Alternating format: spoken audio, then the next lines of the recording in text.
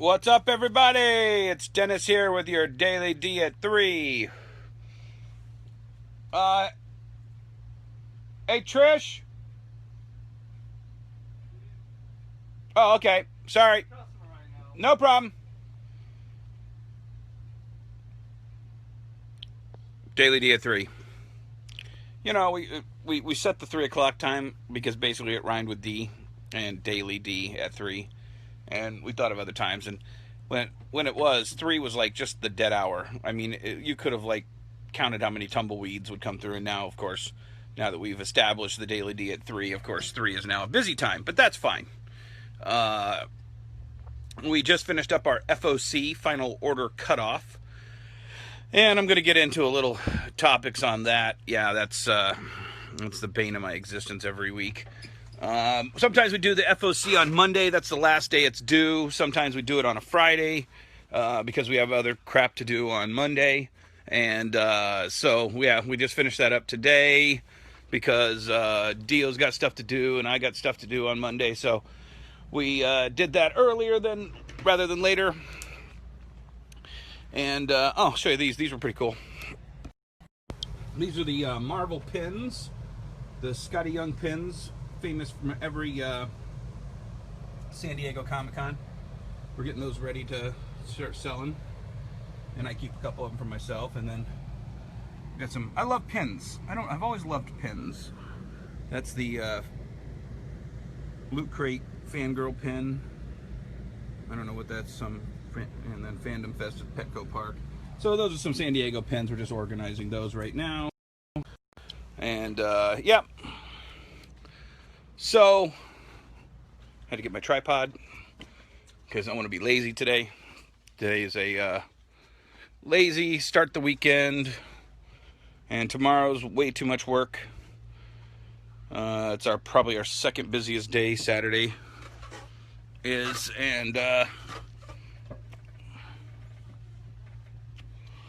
yeah, we're just getting ready for laziness and workness and all sorts of stuff. Okay, let me see if I can get this on here. Oh my God. Tripod issues. Real world problems. Okay, so FOC, Final Order Cutoff. This was enacted because comic publishers didn't follow through on their word of, you know, hey, this book will be out on this day and it'll have this creator.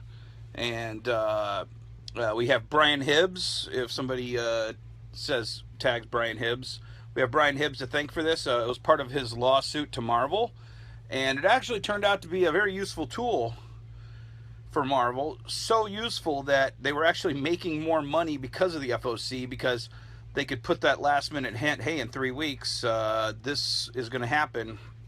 We couldn't tell you it 2 months before the issue came out because it's a secret. But then if you read the last issue, you know that the new character arrived in the back, and here's a picture of the new character on the cover, and this might be a good jumping on period, blah, blah, blah. Well, actually, Scott, the history of that is what I'm explaining right now. It was actually a punishment to Marvel. It was a punishment of part of the settlement that they had with retailers where they weren't abiding by the rules that they set forth through Diamond, and one of the things that they offered was this Final Order Cutoff, and only Marvel had it. It was only available for Marvel titles for the longest time, and then 11 years ago, at the 2005 Retailer Summit, DC announced that they were going to do it the following year, which was 2006. And so once DC offered it, then all the other guys are like, well, DC offered it because, hey, look, we set our order at 20, and now all of a sudden we sold through 20. We want to be able to increase it. Give us a chance to increase it and decrease it. It's a double-edged sword for publishers. I don't know if we've ever had a discussion with that on, is it still more of a benefit or less of a, because for us, I mean, we use it to cut as much as we add. When I load that page up, there's a page that comes up, and it tells us how much we're currently ordering. how many units, how many from each company, etc. And you start going through, and as you cut from DC, and then you get variants from Marvel, or you add to a couple DC titles and cut the majority of them, and then you cut some deep Marvel titles, and then there's a variant where you have to increase your order to get it, and then etc. So basically, we usually have anywhere from a $200 to $500 differential off of what that initial page said we would. So I think today it was actually a net reduction of $200 in wholesale or in retail sales, which is about a $100 wholesale reduction. And then sometimes it'll be as much as $500 additional to what we were originally going to order, because something popped in there that we're like, oh crap, we totally need to order, you know, another 50 copies of that, or 100 copies of that, or whatever. Yeah, I mean, we usually set our initial order, Scott, to what we know we've ordered from previous issues, and then we adjust based on, thank you, sir. Thank you. The daiquiri ice milkshake from Baskin Robbins. So, yeah, it becomes a useful tool. And second prints, exactly. It's really shortened the threshold to be able to get those second prints into stores. What's up, Chris? So, yeah, I mean, it's just one of those things that it's the most useful tool any retailer uses.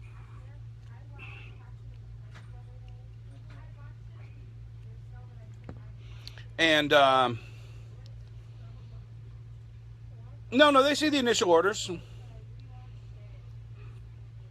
No, they see all of it. They see all of it. They know, but then, you know, I mean, they're seeing it based on the microcosm. There's, for every retailer that reduces, I'm sure there's 2 or 3 retailers that increase, Scott.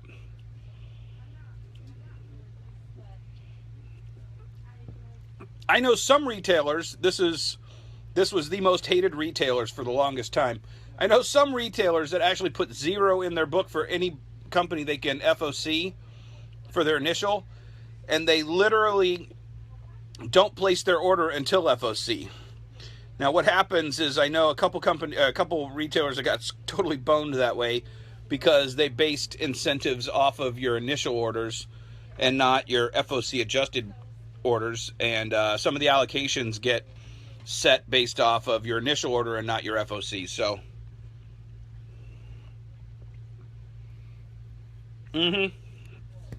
pretty much, they see that giant initial order slowly reduce. Leonardo Ramirez, I don't think I've seen you before here. Random question: do stores order indies strictly based on demand, or what interests them? Good question. We actually had a giant discussion. Go click on my hashtag DailyD at 3 and look at yesterday's Daily D. I actually had a giant, long, 45-minute discussion about that, but I'll sum it up. Both. I know some people, some store owners that only order indie books based on customer pre-orders. I don't know how you can gauge 100% the reaction of their customers, because I'll tell you what, some customers don't know what they want until 2 weeks after it came out, and then some speculators mosey on in 2 weeks after a hot book comes out and goes, oh, you got any of these sitting over here in your discount bin? Well, first of all, I don't have a discount bin, and second of all, no, that's not going to be sitting in the discount bin. So yeah, there's a lot of different ways to look at that, but that's one of the things that you as a store owner have to set for yourself. What's up, Brent? 0 Spiral Zone figures. 0. I think I have some parts somewhere, but I'm not digging them out because they're way, way deep. You can still hear it. Leonardo, just go click on the hashtag DailyD at 3 and look at yesterday's date, which I believe was the 11th.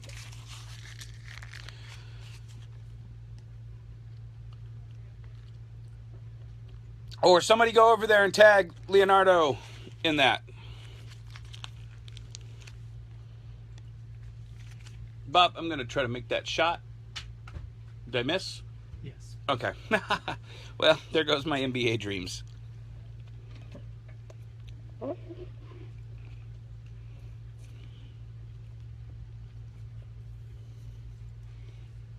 This is the one greatest thing about blazing hot summers. Daiquiri ice.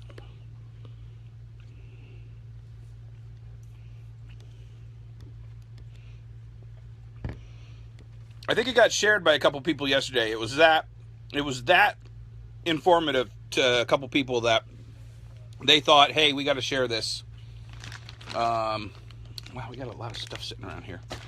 I was showing you pins earlier. Here's our pins that we came back from Star Wars Celebration with. Maybe one of the best profitable items from Star Wars Celebration. This little pin right here just sold for $200. We sold this pin for $250. We just sold a Darth Vader pin for $25. These things cost 12 pounds, $18 for 2 of them, so $9 each. You can randomly get pins.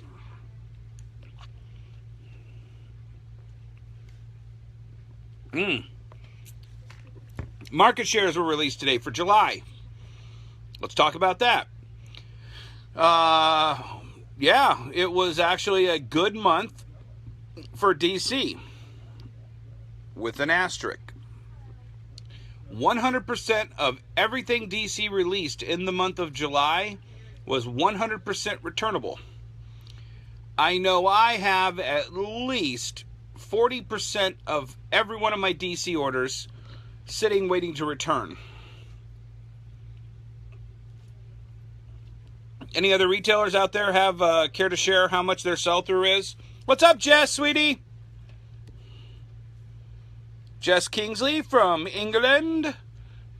Jolly good afternoon or evening to you. 8 o'clock in the evening. Where's Lee at? Chasing Pokemon?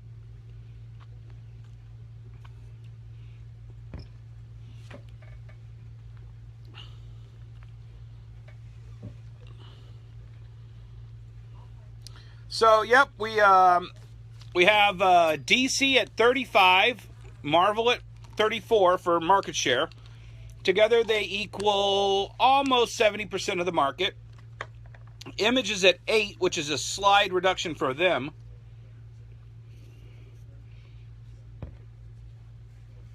IDW is at 4.5. That's down about 0.5%. Dark Horse 2.8. That's right around where they normally are. Boom. Boom's down 1%. I thought they were around 3%. I'm going to have to check on that. Archie is at 1%. Total inflation. Dynamite's at 1. Oni's at 1. Valiant's at 1. Now, this is retail market share. This is what their percent of the retail market is. Unit market share, that's how many units are released and sold to retailers.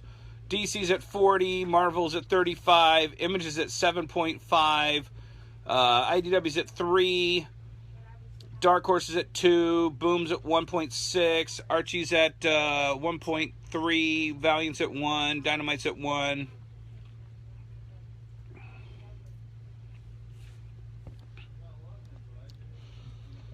Really, Scott? Tell us a little bit more.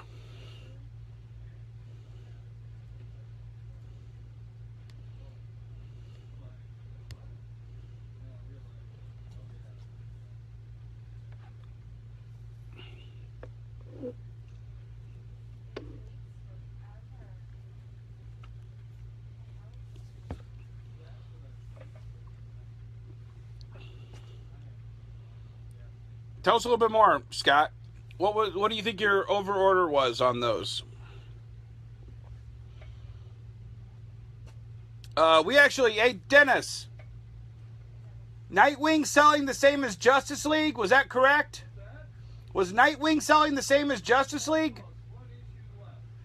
Yeah, I mean, we have Nightwing selling one issue less than Justice League. I mean, but they're both I mean, Justice League is selling half as much as New 52 Justice League was selling at the end. Nightwing's selling double, triple what Grayson was selling at the end. Is that right, Dennis? What? Nightwing is selling triple Grayson, but Justice League is selling half 52 Justice League? Yeah, at least. These numbers are going to be all over the place, guys. Batman's selling the same, if not slightly less than Scott Snyder's Batman is. We still have, I think, a lot to go on that. I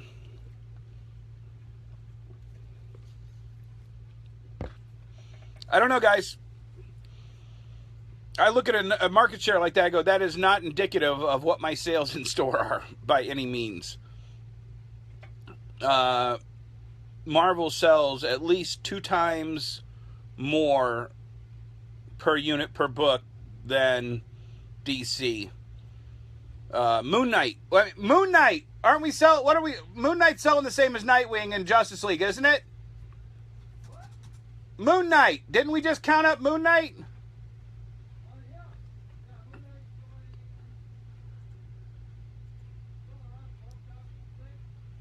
That's like one less than Nightwing and Justice League, right? Yeah, I mean, Moon Knight is selling. Moon Knight, 3rd tier. What's up, Lisa? Woo! Moon Knight is selling 1 less than Nightwing, which is selling 1 less as Justice League. So Moon Knight's selling 2 less than Justice League. Moon Knight's 3rd tier Marvel at best. And it's selling the same as the top marquee book at DC. There's nothing you can do. I saw that. Do they have it as a hard copy yet, or is it only digital?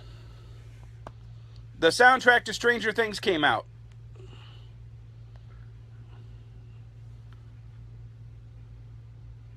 You know what, Lisa? It actually, am I blushing a little bit? No, I never blush.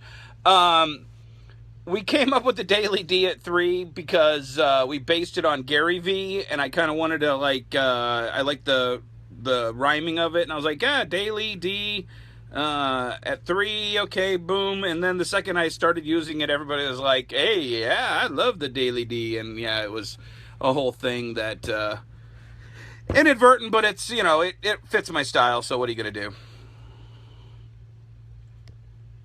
If you listen to yesterday now, then you can't listen to today, so then you'd be like listening to tomorrow to today, and that would just totally screw your entire perception of space-time, Leonardo. But go for it. Listen to yesterday. It was really, really, really, really good one.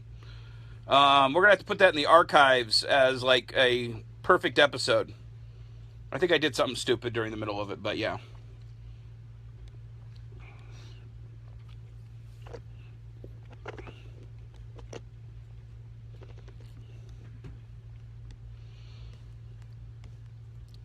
And seriously, the Rogue One trailer yesterday, it's still not as good as the trailer they showed us at Star Wars Celebration. There's a really cool scene where stormtroopers are walking on a beach in the water with an AT-AT behind them, and I mean, that's going to be my iconic scene there. All right, here we go. We got some numbers from Scott here. I want to read these real quick. I'm sure I was a little optimistic, but my numbers are under control now. It's all issue 2 and 3. I sold through 1s and Rebirth, but I have a ton of 2s and 3s and 4 left right now, like half. Orders are dropped right back to New 52 numbers, more or less. Some books are up. Of course, I'm counting reprints too, but DC. Yeah, I mean, that's where we're seeing the same thing here, Scott. It was like, hey, was this just a cash grab for a couple months and a loan from hardworking retailers to a corporate giant because they needed an infusion and one good number on a 1 month sales chart here? I'll be there, Robert. I'll be in Chicago next Thursday night. Yesterday was good. It's all good. I have 2 to 3 long to return. Wow. It's a lot. And guess what? None of those numbers are going to get counted against this market share, this positive market share. It's literally going to look like rosy. But you know what? The thing is, I get worried. And I told you, we are literally giving DC a loan when we buy these 100% returnable books. I'd rather keep my money.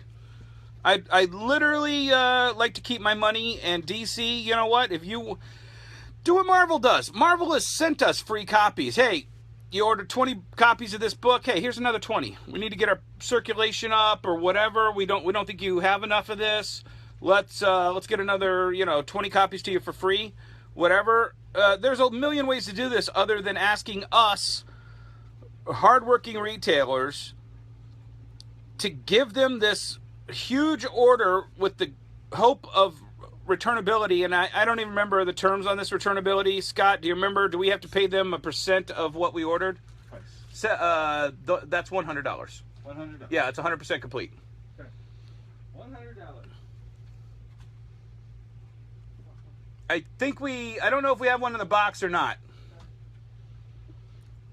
If you need me to come out there, I'll come out there. Okay.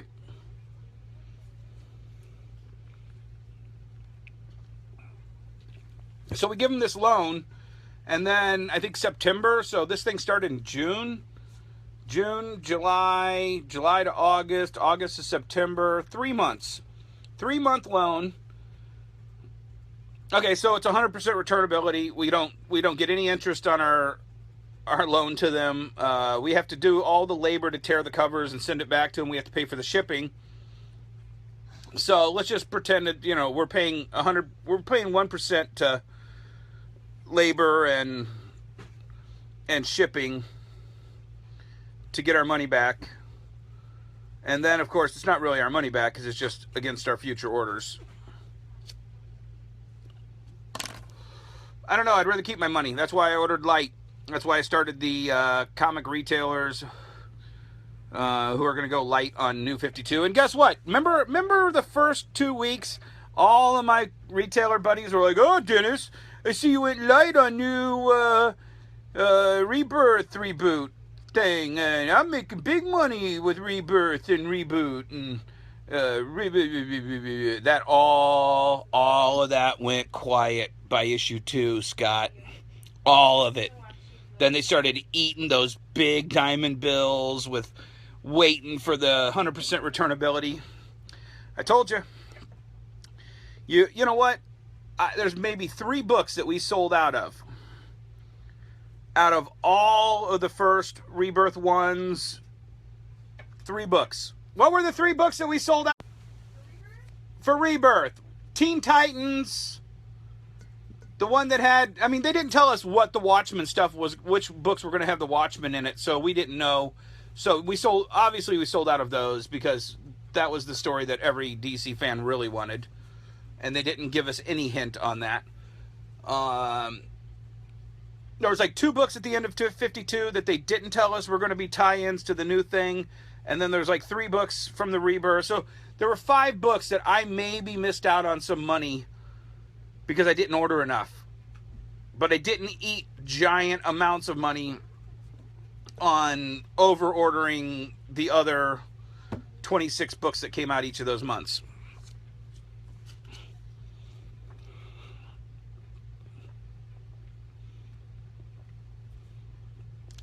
I'll try. I don't have that much Jock. He sells great over here, and he's so brilliant that we were selling that stuff top dollar 2 years ago. So I wish I had a ton of Jock stuff. He's brilliant.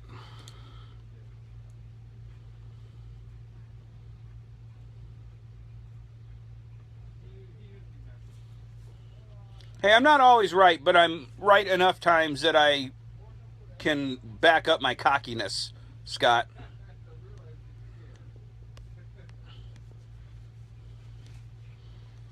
Yeah, that Detective Comics with the bats flying away that made the Joker's face. Ugh, it's amazing. So yeah, you know, we were talking about that. Stranger Things. Love the show. I'm gonna try to finish it up this weekend.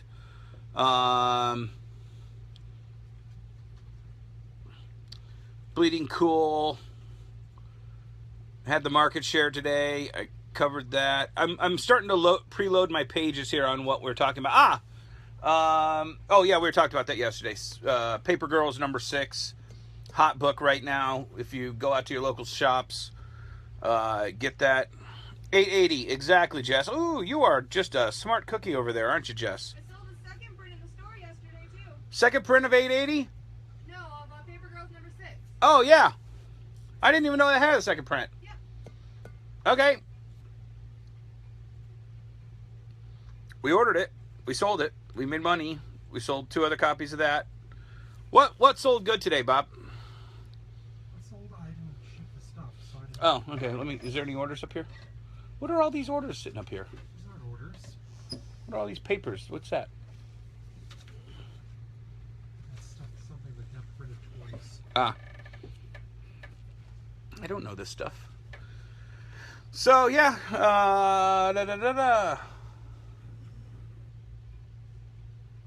I got nothing else, guys.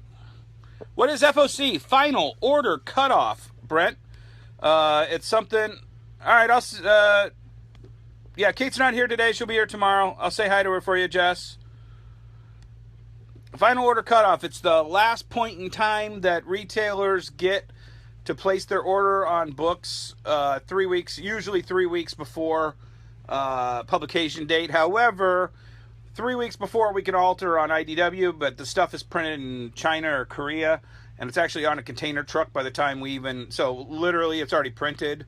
So FOC doesn't really apply to them. You can still reduce and you can still increase, but sometimes things happen and books just disappear. We all need more Stranger Things, Leonardo. What else? Adrian Black. We got all kinds of new people today. Welcome, Adrian.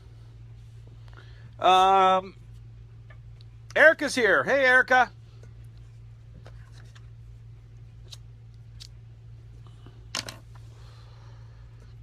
Yeah, we get all kinds of stuff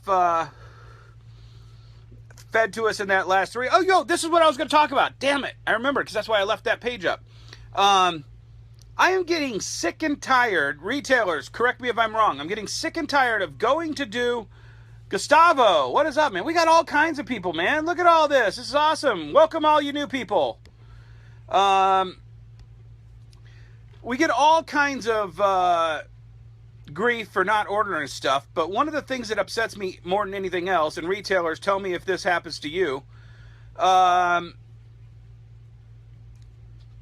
you go to look at a book, and the publisher has 2, 3, 5, 6 different variants that they're offering for the books.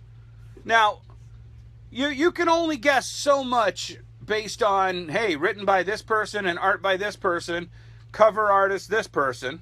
I'm like, okay, I know what I'm going to order on that regular issue. You know, it's going to be so much. It's what we're going to order on this. Okay, now I got this variant. Cover by so-and-so. Well, I'll tell you the big one for me today that pissed me off was IDW's Revolution. This is one I'm going to get behind.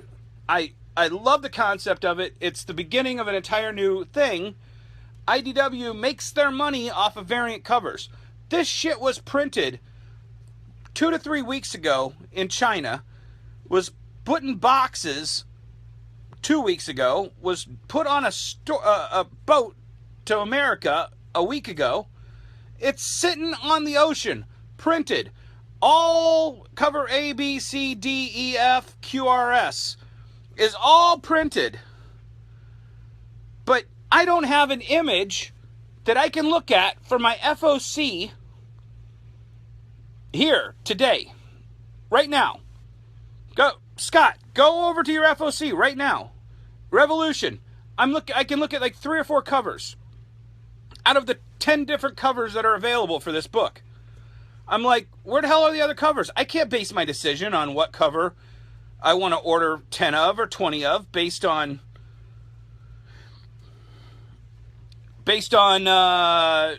no image. I can't. That's how I earned my dollar from Dan DiDio. I got my dollar from Dan DiDio because he said, "Oh, we fixed that problem, Dennis. I guarantee you it'll be fixed within a month. I'll bet you $1 you ain't going to have this fixed because you guys screwed this up all the time." And guess what? I'm still looking at variant covers that DC wants me to order that they don't have the image for. And you know damn good well they have the art. Oh, well, did you look at your DC Direct email? No, I don't have time to look at your email when I'm in the middle of FOC. I got employees that I'm paying hourly. Every time you distract me from the one thing we're doing to go have to search for it, you're costing me time and money. And you know what? I just soon not order your book. Well, are you going to the Retailer Summit, Scott?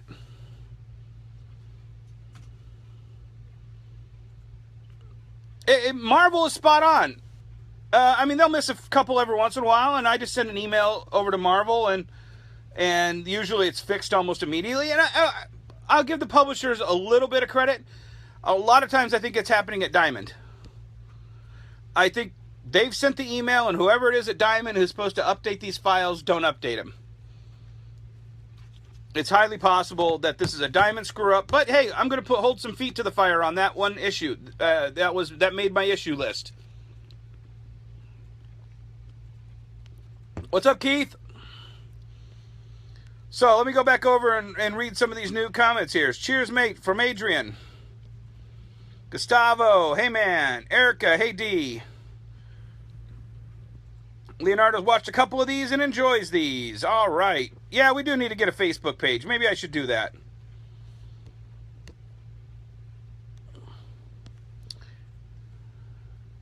Yeah, I would probably order a lot more Avatar if they would get on this. I agree with you on that, Scott.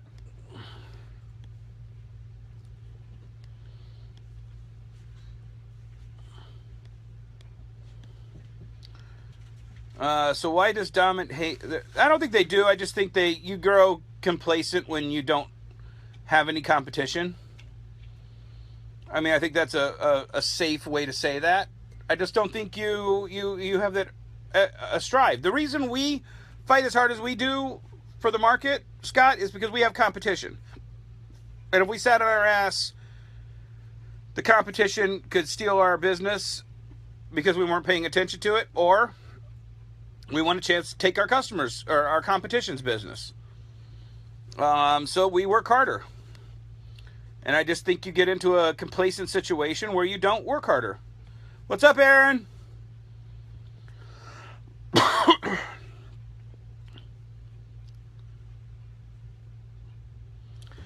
Yeah, I saw the cover for 1 and couldn't, and the cover for 2. I saw the all new, all different Avengers cover, and I saw the Iron Man cover, but there was a third one where I couldn't see what the cover looked like.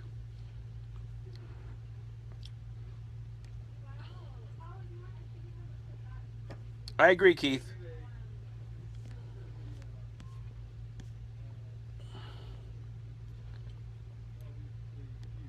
Good job. Where'd you go to vacation?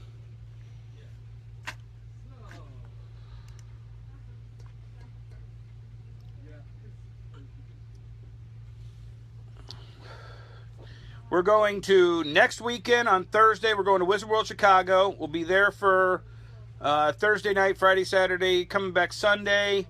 Then we have a week back here, and then I believe, is Baltimore the weekend after Chicago or 2 weekends after? 1 second, let me check. And then we go to Baltimore for Wednesday and Thursday's Retailer Summit, Friday and Saturday show. Come back Sunday morning.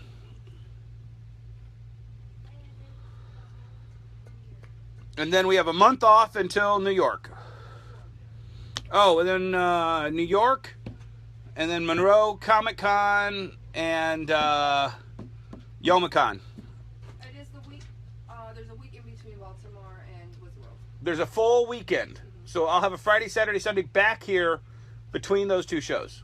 Perfect. Been going back out of town. Yay. God, I hate the convention season now, though. Oh, it used to be so easy. You used to be able to do everything.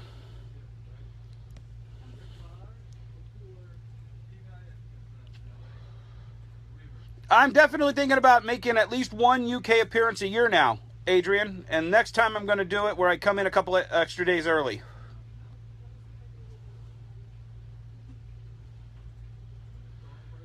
Because, you know what, Brent? Let's talk about this. Let's get real here. Let's get real. Everybody ready to get real? Buckle up. Buckle up, because this is going to be a bumpy one. Here's the deal. Do you know why battered wives don't leave their husbands? They got nowhere else to go. I know